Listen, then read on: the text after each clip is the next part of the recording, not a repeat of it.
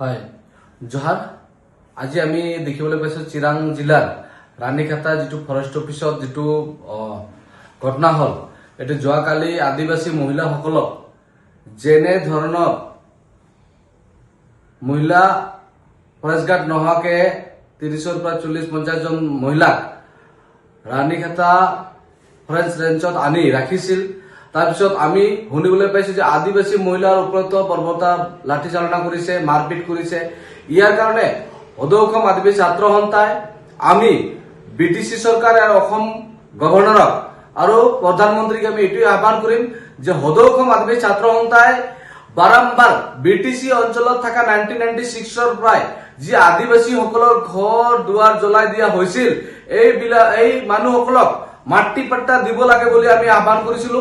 আৰু লগতে ফৰেষ্ট এৰিয়াত থকা যিবিলাক আদিবাসী আছে ফৰেষ্ট এক্ট 2005 হিচাপত ইহঁতক ফৰেষ্ট ডিলাৰ হিচাপে ইহঁতক মাটি পট্টা দিব লাগে, ইহঁতক মানে ঘৰ দুৱাৰ বনাই দিব লাগে বুলি আমি আহ্বান কৰিছিলো। কিন্তু অসম চৰকাৰ আৰু বিটিসি চৰকাৰ আজি হাগ্ৰামা চৰকাৰ বিজেপি চৰকাৰ লগত আছে। আজি আমি দেখিবলৈ পাওঁ প্ৰত্যেক বছৰ জানুৱাৰীত আমি 19 তাৰিখত দেখিবলৈ পাইছো কোকৰাঝাৰত এনেকুৱা আদিবাসী ঘৰ জ্বলাই দিয়া হৈছিল। আজি আমি চিৰাঙত ফৰেষ্ট এৰিয়াত থাকা বুলি আদিবাসীৰ ওপৰত বৰ্বৰতা ইহঁতক অত্যাচাৰ কৰা হয়।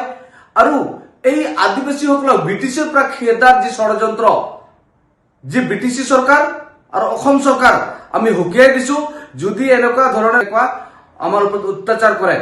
আৰু বহুত এনেকুৱা ৰাজনৈতিক নেতা আছে, বিপিএফৰ নেতাবিলাক আছে, আপোনালোকে আদিবাসীৰ ওপৰত অত্যাচাৰ হৈ আছে কি আপোনালোকে কিয় মনে মনে আছে? আজি বিজেপিৰ নেতাসকল আছে কিয় মনে মনে আছে? আজি আদিবাসী সকলৰ ওপৰত এনেকুৱা বাৰ বাৰ অত্যাচাৰ কৰা হৈ আছে। আজি আদিবাসী সকলক কোনে ন্যায় দিব? আমি সদৌ অসম আদিবাসী ছাত্ৰ সন্থাই অতি শীঘ্ৰে যি ফৰেষ্ট অফিচাৰ আদিবাসী নাৰীৰ ওপৰত হাত উঠাইছে ইহঁতক এৰেষ্ট কৰিব লাগে আৰু ইহঁতক সাসপেন্ড কৰিব লাগে।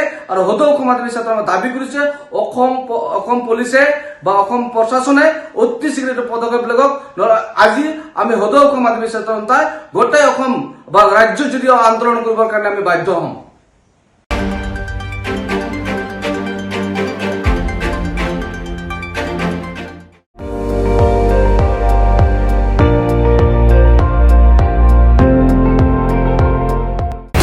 আপুনি চাই আছে ND24, সৰ্বশ্ৰেষ্ঠ নহয় সৰ্বোত্তমৰ দৌৰত।